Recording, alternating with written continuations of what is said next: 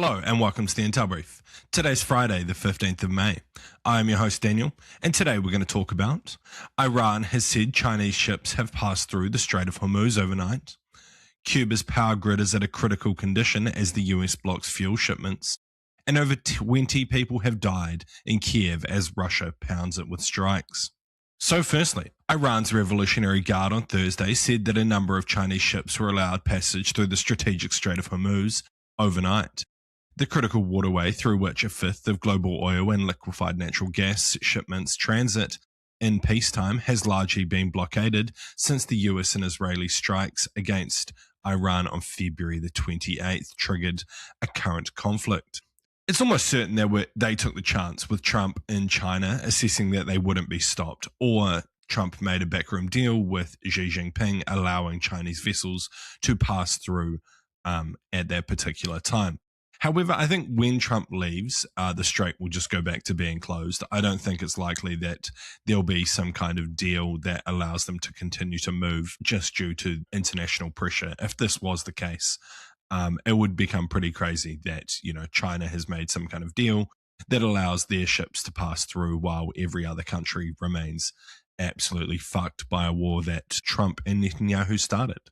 So, that would be a pretty crazy international situation. And I think Trump likely wants to ignore the current situation with Iran, but I don't think he can just due to the significant global impact that it's having. I think now that his trip to China is over, he may need to refocus on what is going on with Iran and make a decision one way or another. But as I've said multiple times, he's pretty stuck between a shit deal and going back to war. So, yeah.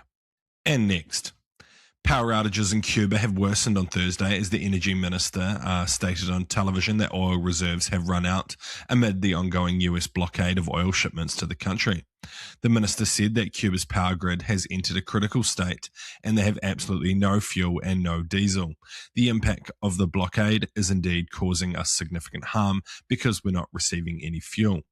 Later on Thursday, the Cuban government said officials have met at the Interior Ministry with the CIA director in Havana with the goal of improving bilateral cooperation. The meeting took place in a context marked by a complexity of bilateral relations with the aim of contributing to the political dialogue between the two nations, according to the Cuban statement that was read out. So what? Firstly, it's pretty interesting that the CIA director is the one conducting these negotiations.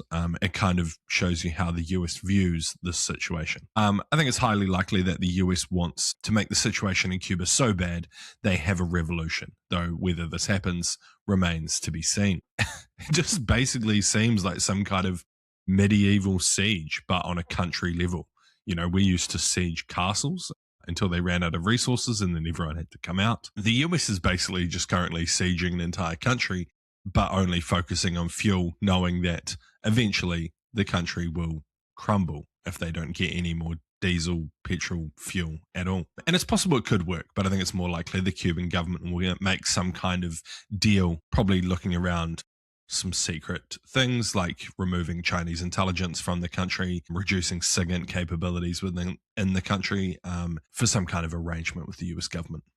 And lastly, at least 21 people, including 2 children, have been killed when a Russian missile slammed into an apartment building in Kyiv on Thursday morning, authorities said, as Ukrainian cities came under aerial attack for the third day in a row. Ukrainian President Volodymyr Zelensky said that the building had been virtually destroyed with 20 people still missing. The Interior Ministry said that 30 people were injured in the 9-story building collapse. Across Ukraine, Zelensky said that 180 structures were damaged by Russian strikes, with 50 of the targets residential apartment blocks. Dozens of people were injured in strikes across the Ukrainian capital. Strikes on the northeast city of Kharkiv injured 28 people and killed 2 others. 2 other people were injured in the Black Sea port of Odessa. So what? Sadly, this has become pretty par for the course for Russia now, though it seems to have increased significantly following the May Day parade. I think it's likely that Putin took a pretty significant damage to his reputation there, and he's looking to try and rebuild it by showing some kind of strength against Ukraine. However, I don't think this is really achieving it. I don't think the domestic audience is currently buying what he is selling. But I think it's likely that The hope of these strikes originally was to pressure Ukraine to surrender. However, just to point out a historic precedent, this has been shown to be ineffective.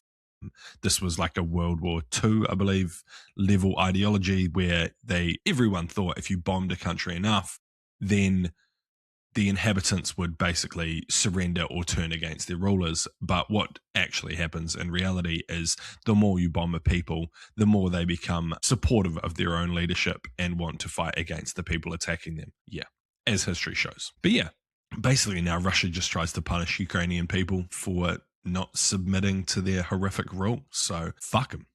But yeah. Anyway, that's been the Intel Brief. I've been your host, Daniel, and I'll see you again on Monday.